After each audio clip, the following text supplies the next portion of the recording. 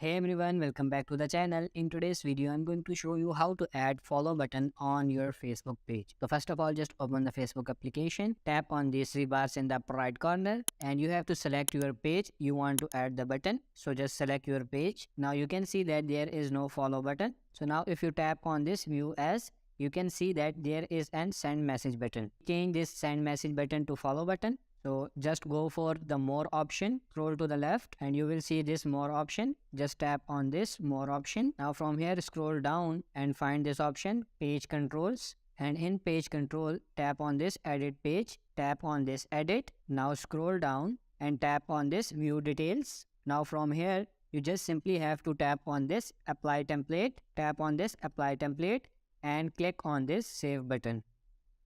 And you can see that the template has been added. Now if we search for our page to another ID to exactly see how it looks like, so tap on your page and you can see that the follow button has been added. I hope this video was helpful for you. If it is, like this video and subscribe to the channel. Thank you.